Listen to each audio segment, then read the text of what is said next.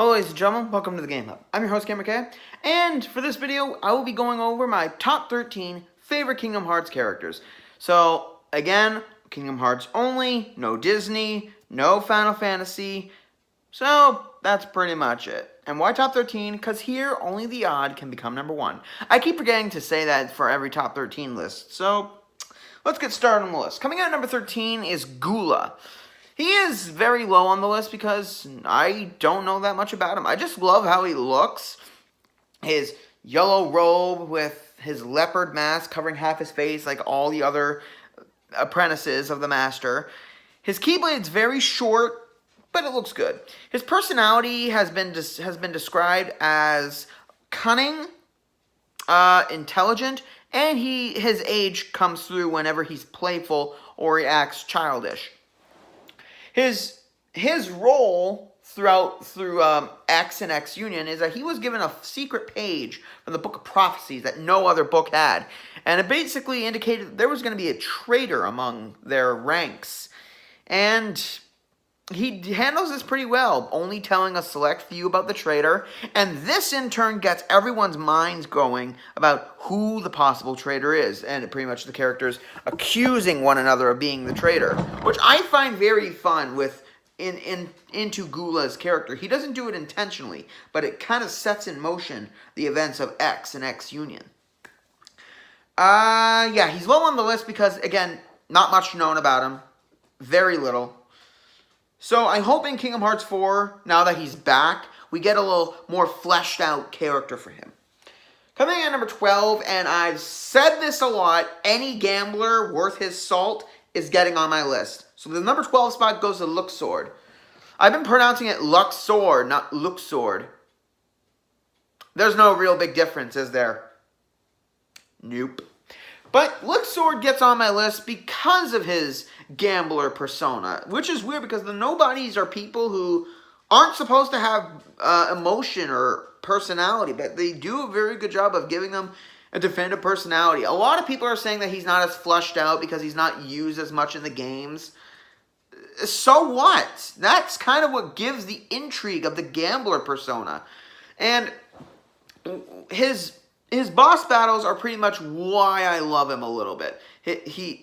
In Kingdom Hearts 2, he uses a time limit, a time battle system instead of regular health, which is a fun way for his gambler persona. Again, he uses the cards and dice, or more of the cards, to his battle style. And just like in Kingdom Hearts 2, in Kingdom Hearts 3, he reappears again in the Pirates of the Caribbean level because I feel like this place of rules, morality, and a little bit of fair play and game playing, that he really shines in this world, even though he's not used as much in the main game. I just love his design. The blonde, short hair, the goatee, it gives him a little bit of maturity. And just the way he talks about games and fair play and luck, it really gives him a little bit more character than a majority of Organization 13 members that aren't used so much in the game. But yeah, this guy is definitely one of my favorites, but not my most favorite. Coming in at number 11 is XIII. Now, I'm talking about XIII, the nobody, and not Ienzo, his human form. So XIII is pronounced the cloaked schemer, which doesn't really resonate pretty much in the character in Chain of Memories. I've never beaten Chain of Memories because the card battle system really screwed with me as a kid, and I just don't like games like that because I screw up so many times. So I pretty much watched it on YouTube, and I know that's kind of cheating, but I still love him. He's a great character. I love his hair, the hairstyle he goes. It's kind of emo-ish. And the fact that, like Luxord, not a lot of characters use cards or books as weapons. So, yeah, using a book for a weapon is very, very creative.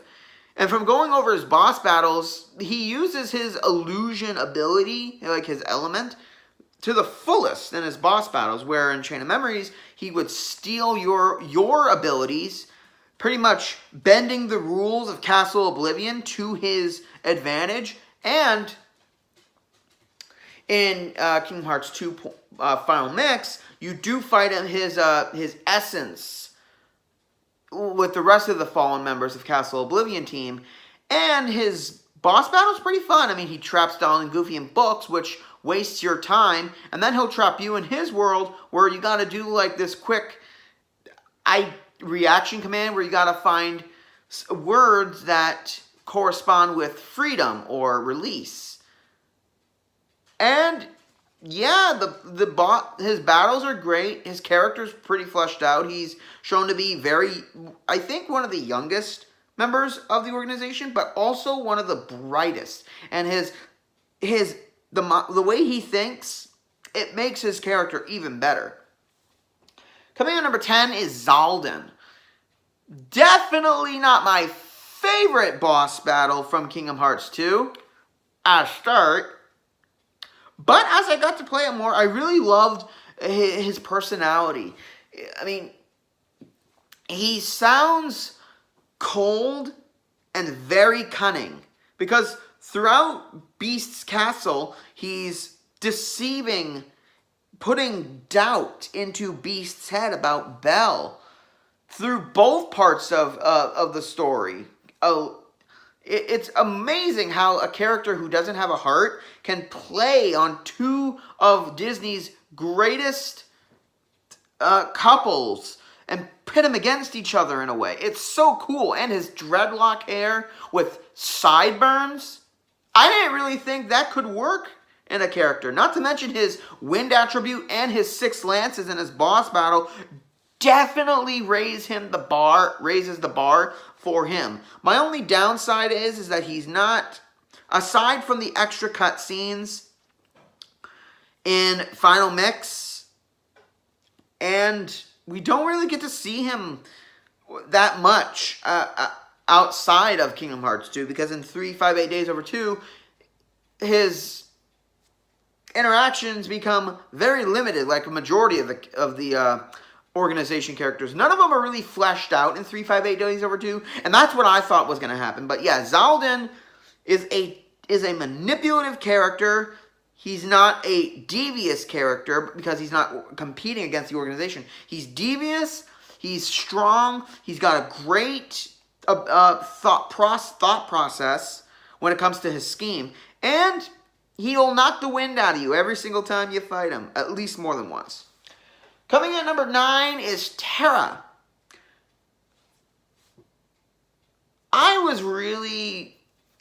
When I first got Birth by Sleep, I was very confused about these characters, but I found that Terra was a great character. He's the strong brute who's battling the darkness within him throughout the game. But certain parts of the game, it is shown that he is manipulated by the darkness and those who know about it. And later in the game, it's revealed how he kind of puts pieces together of how he was manipulated, which I think is great. When a character is manipulated early in the game, and then later on, they kind of find out that they're deceived in a very good way, I enjoy that about a character. But aside from that, it's shown that he's very courageous, he's very kind-hearted, despite being the powerhouse of the characters. And it's shown in Castle of Dreams that he's very gentlemanly-like as he bowed to let Cinderella enter the ballroom. I think that was a very cool little edge for that world, to show his gentleman half of him. Because yes, a brute character is not so much for having manners, but it's really good. It was a good character, Terra, and not only that, him practically being the Xehanort's main focus throughout the Birth by Sleep, and the fact that his scheme worked despite everything that they did to try to stop him. Having Terra be consumed by the darkness as part of Xehanort's plot makes him a bit more of a better character. I'm just saying that him being not full-on push to the side of darkness, but little by little being stepped closer into that role makes his character even better for me. I'm just gonna say that. Coming in number 8, Roxas. Boy, what could I say about Roxas that I could not say about Ventus? Roxas is a badass. Plain and simple. Throughout 358 Days Over 2, we find out that Roxas is not very flushed out in the beginning. He doesn't have that much of a personality. But after 358 Days Over 2, when he rebels against the organization, he becomes this huge badass. And his 2 Keyblade ability is the best thing about him. It's a shame we didn't get to play more with that. I mean, in the end of 358 Days Over 2 and the end of the prologue of Kingdom Hearts 2, we get to use them, but it's never used ever again. Except in Vowel form and Master form and Wisdom form. But still, Roxas's character is shown to be kind of a little naive, a little bit curious about things in the different worlds, as he always asks questions. And I like that about his character. He's more he was more self-aware as the game went on. And the series, he started caring about his friends, but also having a grudge against Sora within Kingdom Hearts 2. That is very evident from the boss battle and the cutscene. He doesn't like Sora because of the fact that he had to not exist in order for Sora to come back. And pretty much everyone except for Axel and Xion and Naminé, everyone else in Roxas's presence were using him for their own goals. With Xemnas and the organization using him to collect the hearts for their Kingdom Hearts. From Ansem the Wise to using him to get Sora back in order to destroy Organization 13.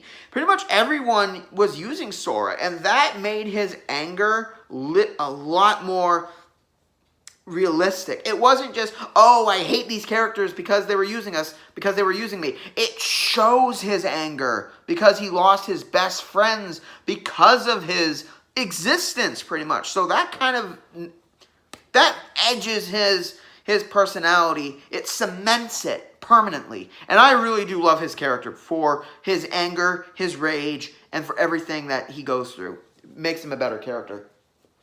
Coming in at number 7, oddly enough, the Master of Masters. Not much is known about him. He's never shown his face, but I believe, I don't know how to explain this, but the Master of Masters is one of the single greatest villains in the Kingdom Hearts series. He wasn't the best because Xehanort took that spot in spades. But the Master of Masters pretty much set in motion the events of his story long after he disappeared. And he left behind deceit. He left behind abandonment, doubt. He left betrayal. He left with his 5 apprentices. And Lushu. I am not 100% sure what the Master was doing with all this, but I think the Master of Masters, his actions, set in motion the entire story of Kingdom Hearts. He set it all in motion. And without anyone even thinking that he could be doing any wrong, I think he's the main villain, because you could never know, because he just seems like he's doing this for a specific reason, but we don't know what that specific reason is, because it was never revealed.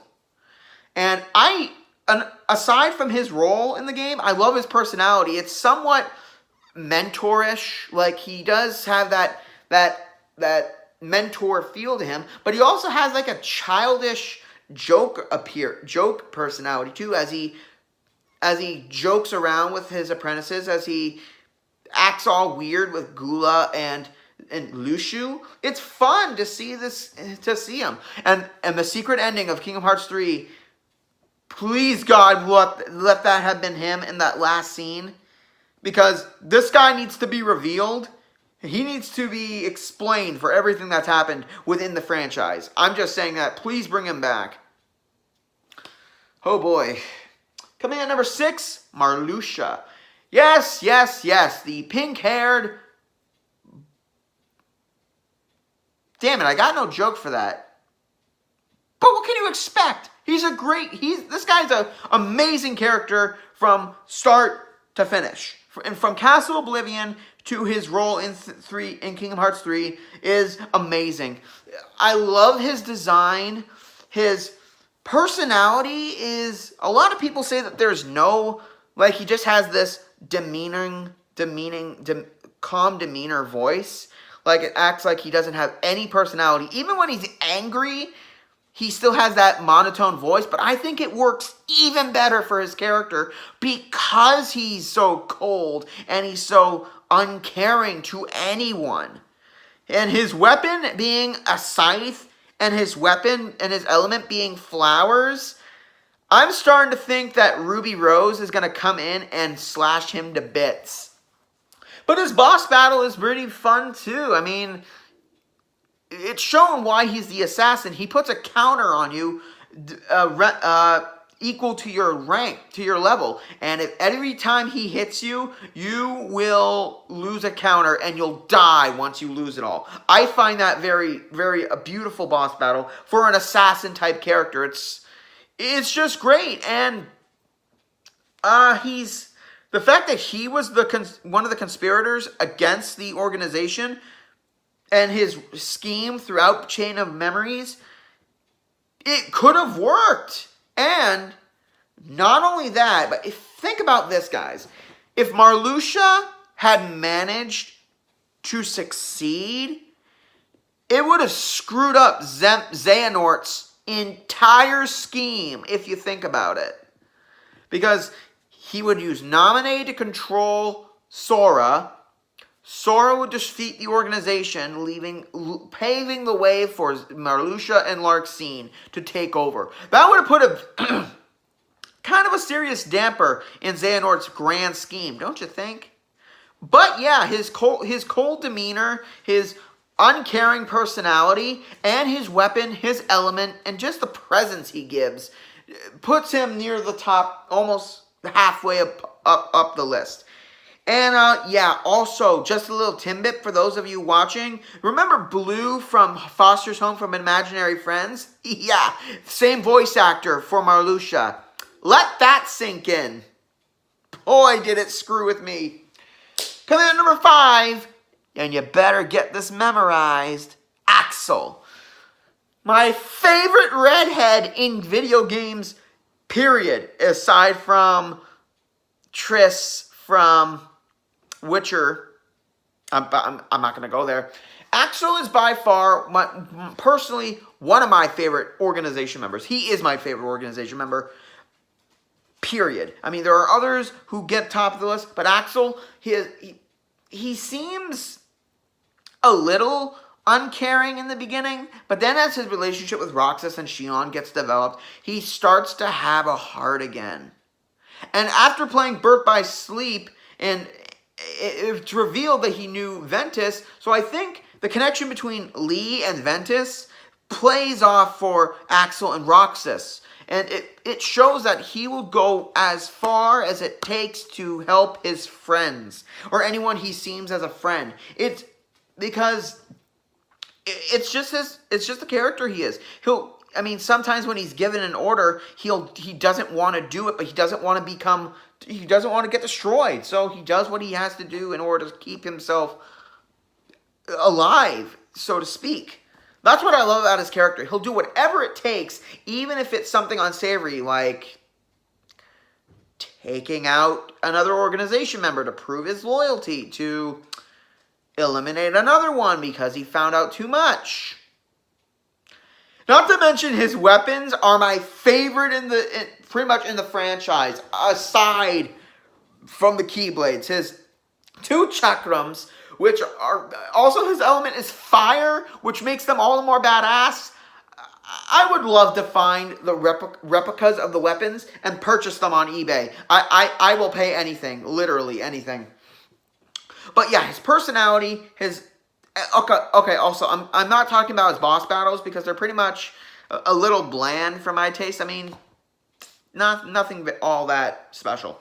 But his personality, his motivation for why he does what he does for the organization, it gets him near, it gets him on this list, and everything else is just extra.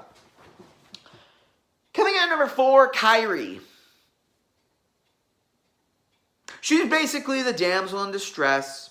Seriously, in every game, somehow or another, we're saving Kairi. Kingdom Hearts 1, we're saving her. Kingdom Hearts 2, we're saving her. Kingdom Hearts 3. Basically, at the end, we're saving her again. Why was she even put in 3 for the most of it anyway? I was expecting in Kingdom Hearts 3 to play as Kairi, at least for a little bit. I mean, we got to play as Aqua for one segment. We got to play as Riku for a couple segments. Why couldn't we play as Kairi for a little bit? They were building it up. But aside from her being the damsel in distress, love interest that will never happen until Kingdom Hearts 4 comes around, or we can finally get that Sora and Kairi kiss, her personality is actually very unique. She doesn't expect to be saved, mostly because she always finds herself being kidnapped. Seriously, Kairi is nowhere near Princess Peach or Bella Swan from Twilight level of damsel in distress. At least she can take care of herself, for the most part. She only fights with the Keyblade, so we don't know if she got any magic abilities like Riku and Sora do. We never find any of that out. But her personality is very caring. She's very sweet to everyone. She makes friends easily. I mean, in Kingdom Hearts 2, after meeting Hainer, Pence, and Alette for a brief couple minutes, she manages to make friends with them. So yeah, I would say she's a very trustworthy character, but throughout the game, she just needs to be fleshed out more.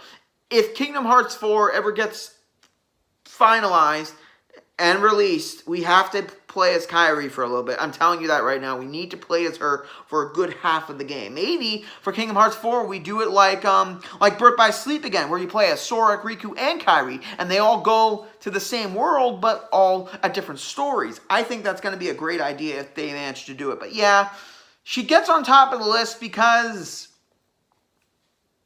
I don't know, not many other characters top her. I mean, let's just skip to the next one. Oh, wait, we're at the top 3 now. Coming in at number 3, Aqua. The only female character in the Kingdom Hearts series that is not a damsel in distress and is not wasted potential. Because, let me go over this a little bit. I'm cutting out Envy and Ava because, yeah, I don't know that much about them. Let's see. Naminé was a damsel in distress twice. Didn't really do much in the main games, except put Sora's memories back. That she took apart, mind you. Xion is a great love interest for Roxas. And she runs away over and over and over and over and over and over and over. Stop me if this gets annoying, because that's pretty much what 358 Days was. It was Runaway Girlfriend, the video game. Actually, that would be a great joke title. Someone start working on a meme for that, please. It would be great. Kairi is somewhat the same, but at least we know more about her. Aqua, on the other hand, she's strong, she's intelligent. She's by far one of the most attractive characters in the game, but let's skip that part. She's kind, she's caring. It shows throughout the game and not just hinted just because she's the female role. She has to be perfect and she has to be kind and caring. No, it's shown throughout the game. And it shows so much, not just in a couple sections, but through it all. And it's amazing. Especially in the Castle of Dreams level, where she realizes that light and darkness need to be hand in hand, not just one overpowering the other. It develops her character a little bit more as she goes through the game, as she goes through Birth by Sleep, figuring different things out, such as, well, true love for one thing, in the first 3 worlds. Then she finds out about some people can change in Stitch's world, about having fun a little bit in Peter Pan's world, and also getting hit on by Zack in the Olympus Coliseum. Literally the first Kingdom Hearts character to be ever asked out on a date. Gonna let that sink in, ladies and gentlemen. But yeah, Aqua's character definitely evolves throughout the series, especially through the final episode of Birth by Sleep and Kingdom Hearts 2.8. Very elevating her personality as she cares for her friends and she needs to get out. And also, waiting a decade in the Dark Realm, where it feels like an eternity. Yeah, I'm surprised she didn't become a Heartless by then. I am very surprised. But, very definite good character. She evolves throughout the series. And she's not generic. She's not a generic female character. So that's what I love about her. And why she's on the 3rd spot. But the next 2, let's bring out the bad boys. Coming at number 2, Vanitas. I don't know why, but the minute Vanitas came on camera for Kingdom Hearts Birth by Sleep, I was enthralled. He is such a great character. He's taunting Ventus throughout the game, the beginning of the game. And we all wonder what he looks like underneath that mask. Not to mention his design is so cool. It's kind of reminiscent of Riku's dark form from Kingdom Hearts 1. Just red and basic black, no blue, and this kind of skirt thing going for him. It works. Not to mention his Keyblade design is so cool, and his battle style. Not to mention throughout the game, his boss battle gets harder and harder, which I love. And yeah, near the halfway point of Birth by Sleep, he taunts Aqua, goading her into protecting Ven. I love his manipulative personality. It's pushed even more so when we find out that the unversed the negative emotion monsters are coming from him. And that he's pretty much Ventus's dark side. Not that dark side, and not the one from DC. But no, the negative, all the darkness from Ventus coincides with him, and he creates these negative emotion monsters because it's all he feels. He feels negativity over and over again. And his boss and his appearance in Kingdom Hearts 3 was even better. I just wished they did more. They made Monstropolis an unversed only world, because we only got 3 new unversed out of this. So it was kind of a letdown in that opinion. But his presence in the game makes the most sense. Not to mention you fight him more often than any other. Actually, he's fought multiple times. Unlike other characters, he's fought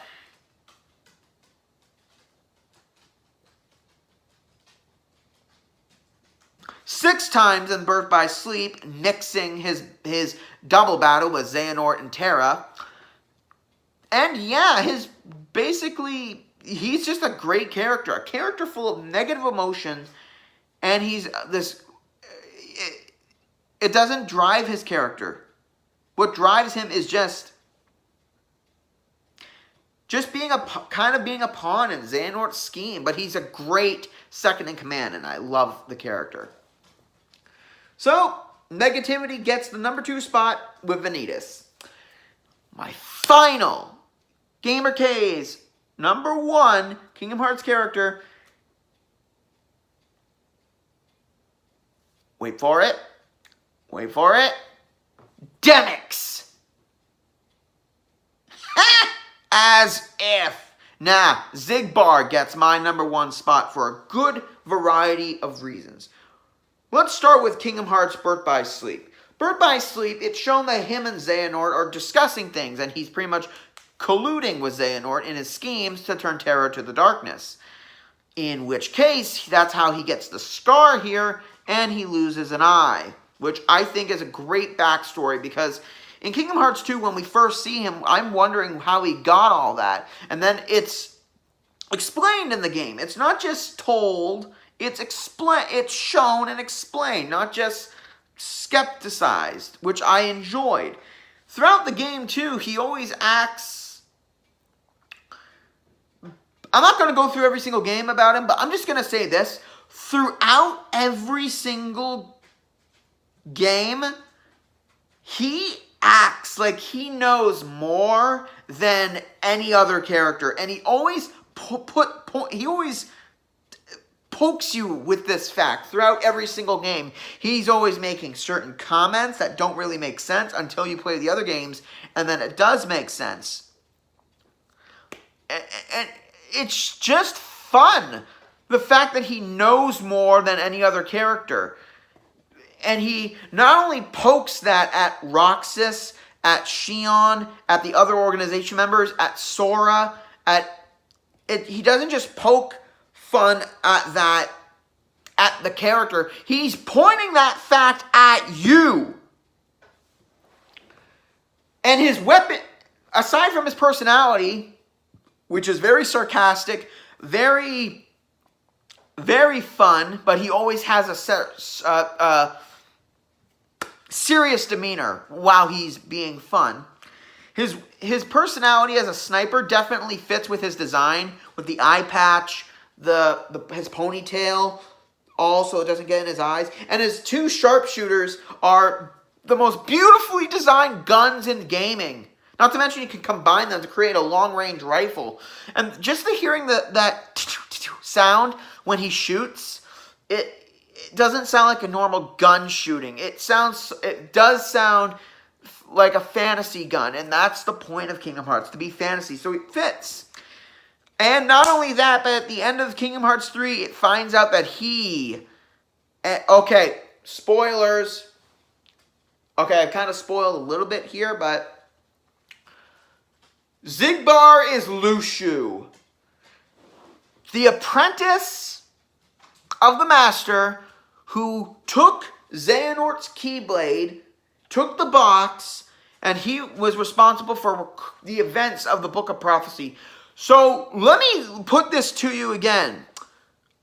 The person who conspired with Xehanort in Birth by Sleep, the person who assisted Xehanort when he took over Terra's body for 10 years during Kingdom Hearts, before Kingdom Hearts 1, and during Kingdom Hearts 2 in the organization, being his right-hand man, and even in Dream Drop Distance, becoming a Xehanort himself, was the person that gave Xehanort the Keyblade. And through centuries, he's been releasing his heart to be there alongside whoever he gave the Keyblade to. He's been there from the start, ladies and gentlemen.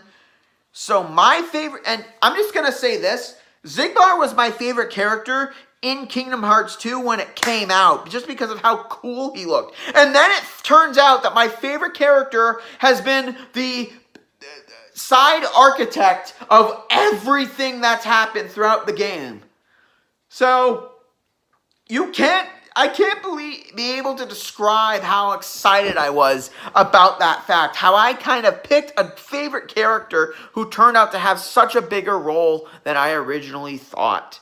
And that's what gets Xigbar on the top of my list. Not just because he's my favorite character in general, but because of his character design. His boss battles, his personality, his overall his overall place in the story. It's just so much to say. So, Xigbar gets my number one pick, and that's pretty much it. And as if Demyx was going to get on the list. Be serious. Well, that's it. Coming up next time, Kingdom Hearts 3 should have had more worlds. That's going to be your hint, ladies and gentlemen. Thank you for joining in. Comment, like, subscribe down below. This is GamerK, logging out.